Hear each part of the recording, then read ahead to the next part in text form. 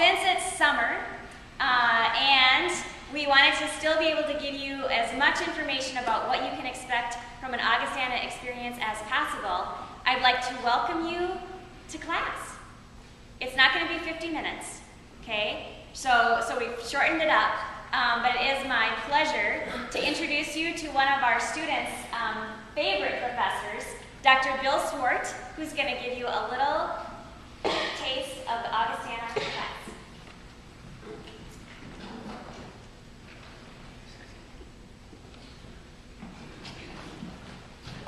I can tell already this is going to be a tough audience.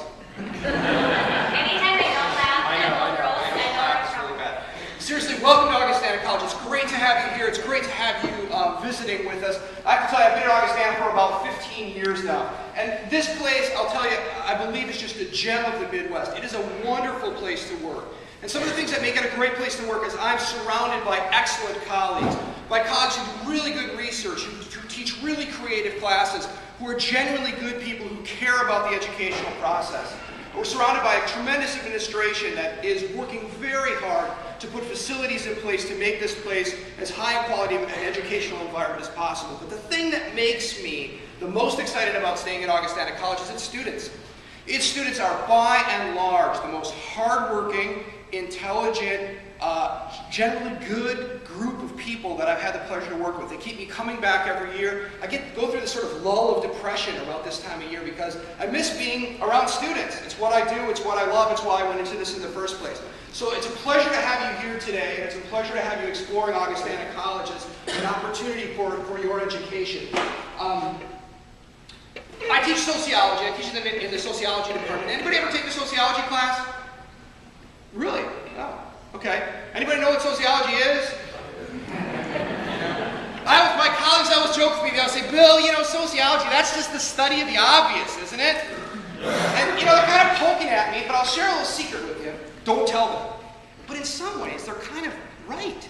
Sociology is, in some ways, the study of the obvious. To the extent, at least, that it takes those things that are most immediate in our lives, the things that are most present in our everyday living, and they try to study and tries to study those things and bring an informed perspective to them. So it's the study of the obvious, but its conclusions are often far less than we might think are obvious. Sociology attempts to study human group interaction and human interaction by looking at the way our individual lives are influenced by the broad social structural forces that surround us. And all I mean by social structural forces are economic decisions, political policies, religious ideas, cultural demands and dictates. All of those things that we often take for granted surround our lives and turn us into the kind of people we are and make us who we are. And that's what sociology really is. It's the study of the ways in which those broad social systemic forces and those broad cultural forces impact our everyday lives, affect who we are, affect the decisions we make, affect the kind of lives we lead, and affect ultimately the people who we will become.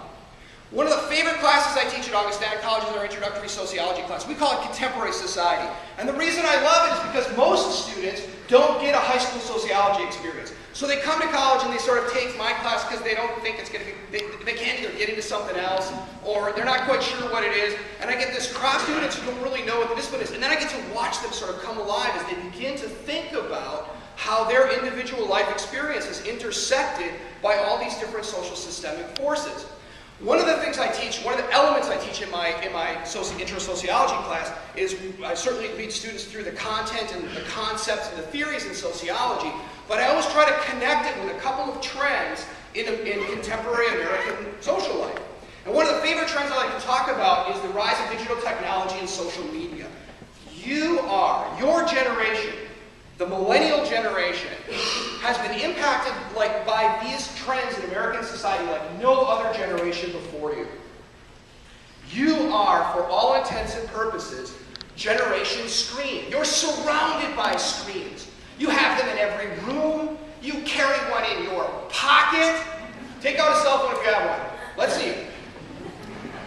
Come on. Play with me here.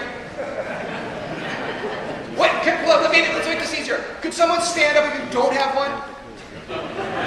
Not to single any. Really? Excellent. Congratulations. Great. Thank you. Thank you for playing. What do we have, like 4?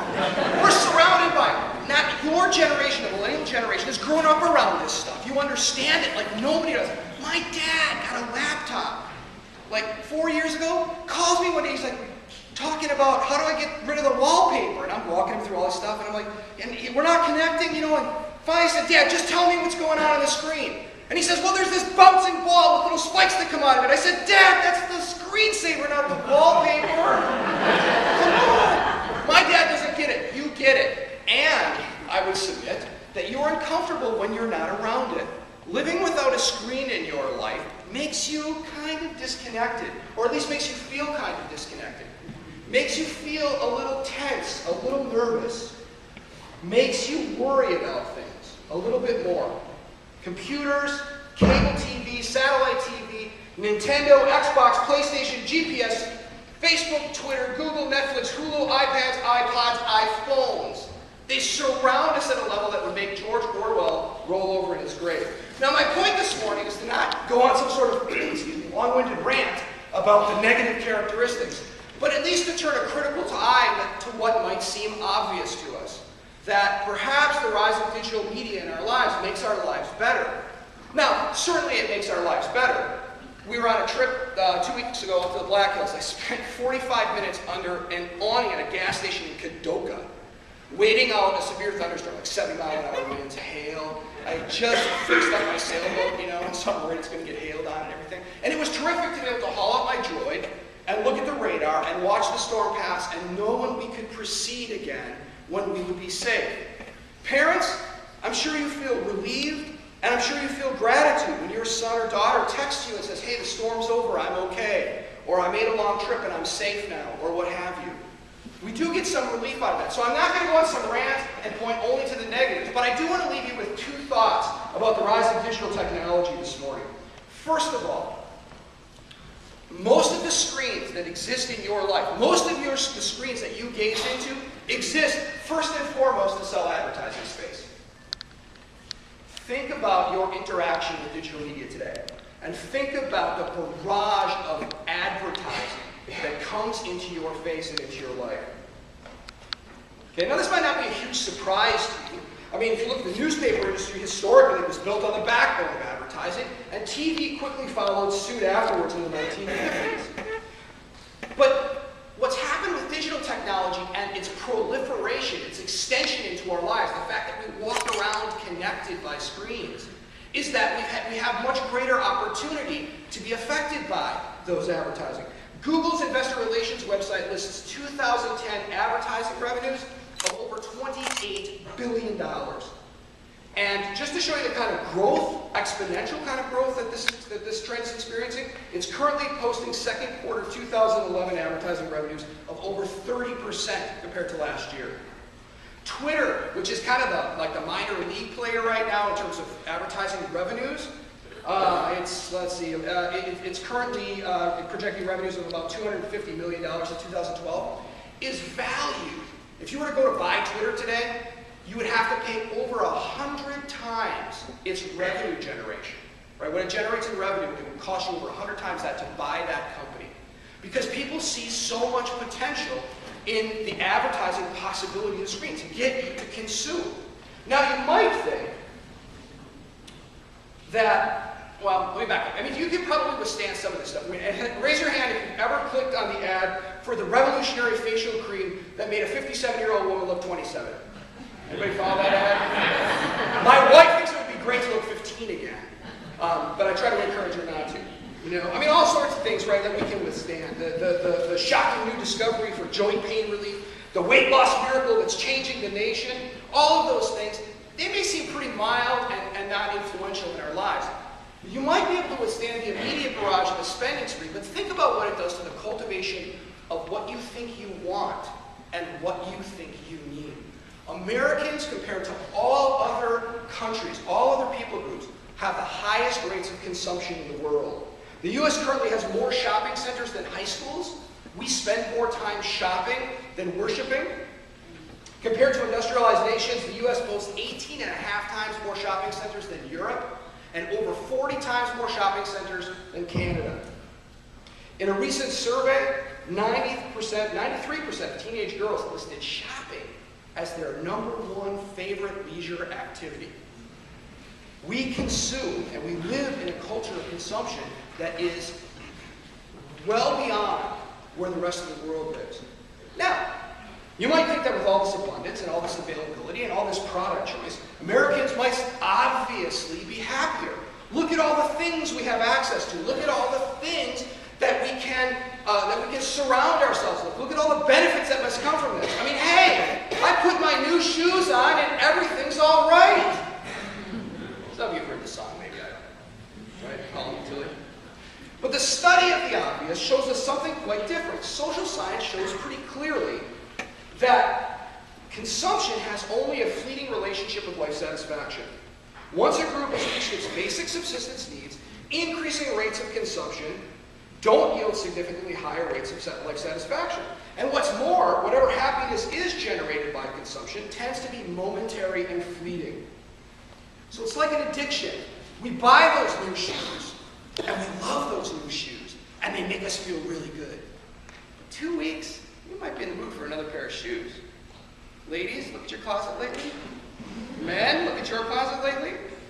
It might not be new shoes, it might be t-shirts, whatever. We are addicted to consumption. And by and large, consuming over our basic subsistence needs doesn't make us happier. 100 years ago, just a little over a century ago, Ralph Waldo Emerson wrote the following: "'Tis the day of chattel, web to weave and corn to grind. Things are in the saddle, and they ride mankind. There are two laws discrete, not reconciled, law for man and law for things. The last builds town and fleet, but it runs wild and doth the man unking." 100 years later, Emerson's words are still relevant to us. Social psychologist and social critic Erich Fromm wrote, "The consumption of things has become the aim of life, to which living has been subordinated. Screens merely accentuate our ongoing repetitive desire to consume, transforming what Fromm referred to as Homo sapiens to Homo consumptionists, those people who are more interested in consuming than actually living life." So what does make us happy and satisfied? Well, once again, social science has an answer. 3 things: deep, meaningful social relationships, satisfying and engaging work, and meaningful leisure activities. Those 3 things, studies show, make our lives happy. Which brings me to the second point I want to leave you with this morning, so we're almost done. I want you to think for a minute about how those 3 things, deep social relationships, emotional connections to other people, meaningful work that you find yourself in, that engages you mentally, physically, and emotionally, and leisure activities that allow you to expand your horizons, that allow you to pursue avocations that play upon your vocations. How all 3 of those things become influenced by screens. All of those things, your work, your leisure, and your social relationships, have become by and large mediated by screens in contemporary society. Now, I don't have time to talk about work and leisure. I'd love to. I do in my intro class, but I can't go 50 minutes, right? So I have to go 10, and I'm probably over. I'm not paying attention. But let's talk a little bit about social relationships and how they're mediated by screens for a minute.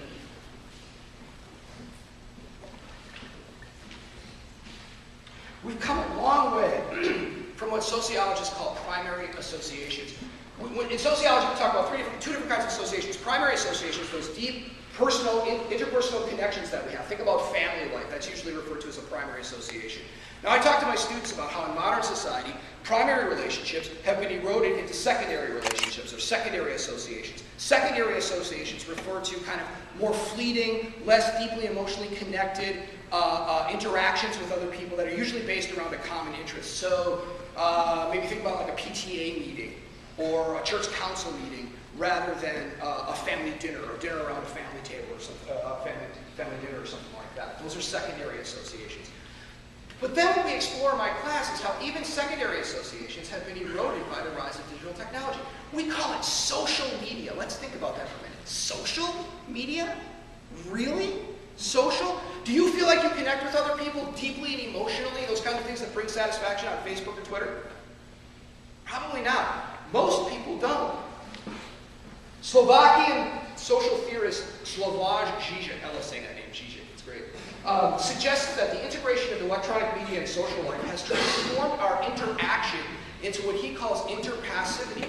We are interpassive with one another. This weekend, I watched my nieces sit in the back seat of my car and text each other.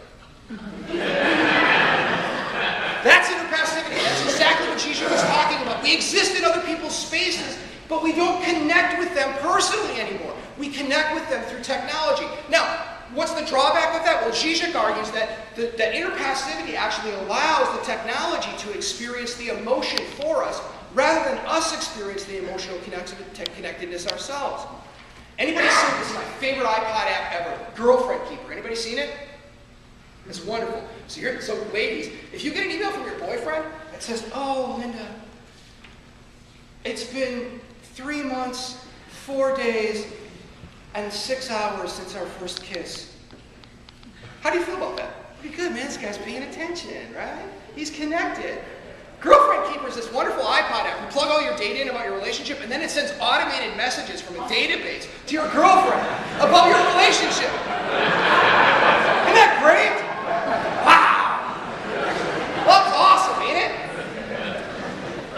That may be an extreme example, but parents, how many of you find yourselves increasingly frustrated when your kids thumb their way through dinner, texting their friends, plugged in only halfway to the communication that you're trying to have with them?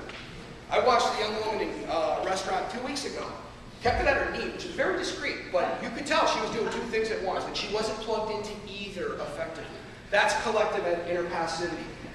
Now, the problem with collective interpassivity is that, again, is that while it might seem obvious that the proliferation of social media in our lives connects us to wider breadths of people, and it might do so, it gives us the opportunity to connect with other people more often and deeper, it actually doesn't. It promotes interpassivity. It promotes a disconnect between people that doesn't lead to the kind of social relationships that make us happy or that make our lives satisfied.